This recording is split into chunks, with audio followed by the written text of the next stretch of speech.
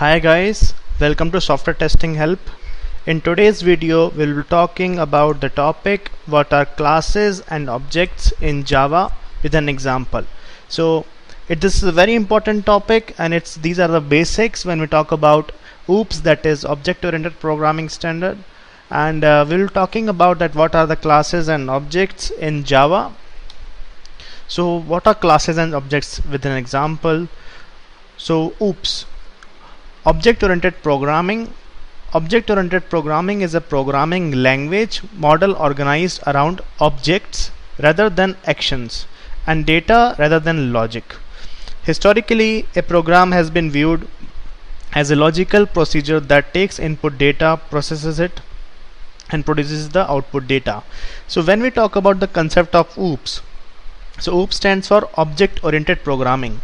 So as the name suggests, Object Oriented Programming means this program is very much oriented with objects.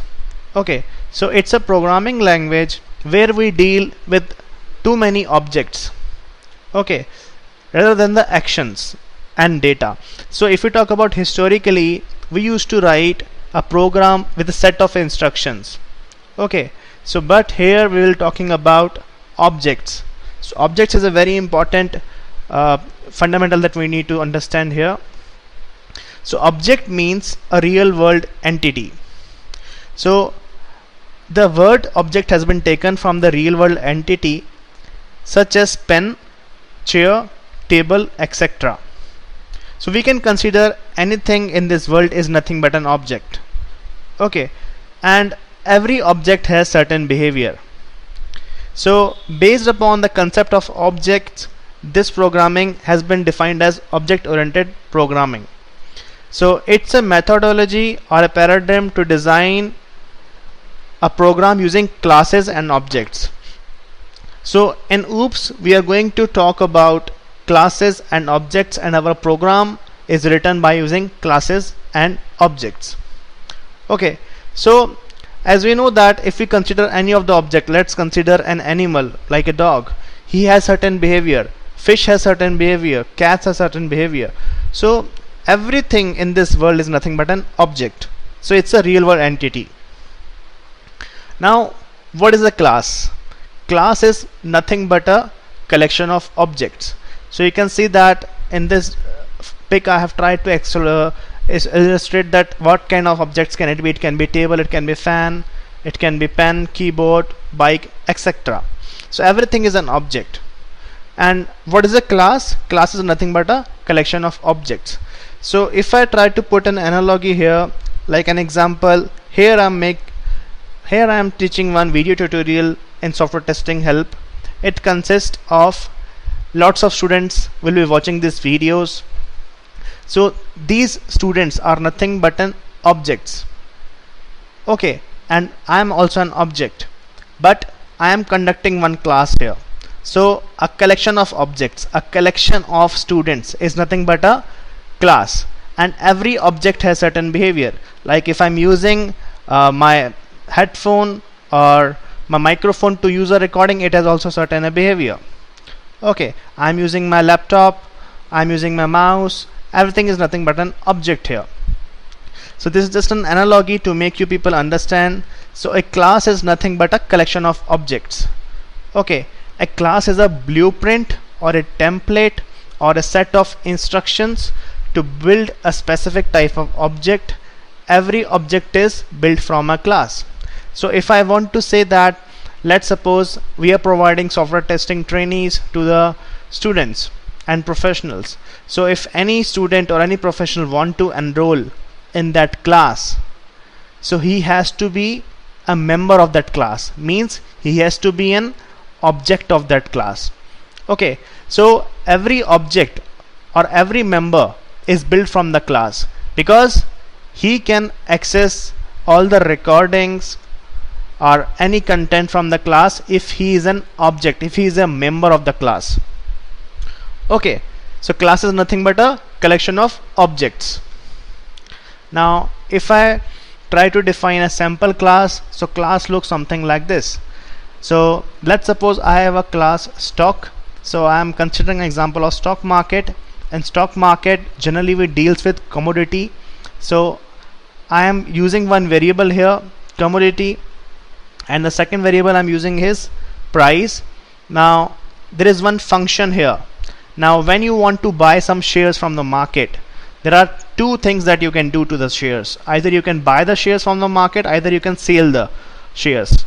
Okay, so here class stock is my class. Okay, now there are two functions available. Okay, buy and sell. So how you define a class? It's nothing but a collection of objects and their behavior. So what is a behavior? Behavior can be actions. Okay, so what action you can do in this class? You can either buy the shares or you can sell the shares. So all the functionality of buying the shares and selling the shares will be written by the developer in this function. Okay, now in this example, stock is called class and commodity price are field and buy and sell are two methods defined in this class. Now you can create instance object of class using keyword new as shown below. Now if you want to make an object from a class, there is a keyword that we generally use in Java, so that is new. So by using the new keyword we can create object of that class. So for example, I have a stock class. I am creating one new object by the name hi is equal to new stock. So you can see here I am using one keyword here new. So if I say stock hi is equal to new stock, I am saying that I want to make one new object out of the stock class. Okay, and the name of that object will be hi. Now as this becomes an object or a member of the class, it will have total rights to access the function of the class. So if I want to say that okay, hi is my object and it want to access the function buy and sell, so for that I will simply say hi dot buy 1000 hi dot sell. So if you want to call a method using the object, you simply need to use dot operator. Now just an analogy, let's suppose if I say only the student who are enrolling in this class will get sample interview questions for an example. So I will say that only the members of this class can access that.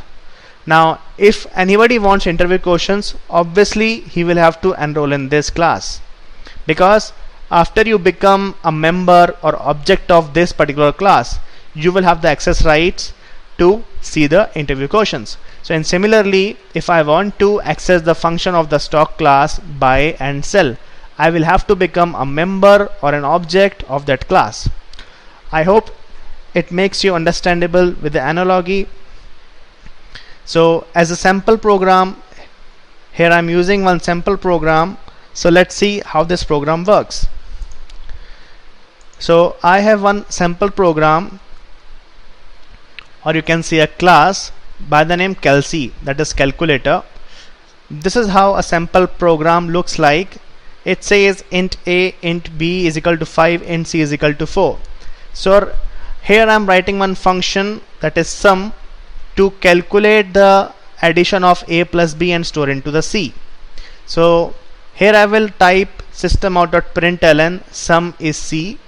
Okay, so this sum will perform the functionality of adding the variables and keeping the sum of two variables into c variable.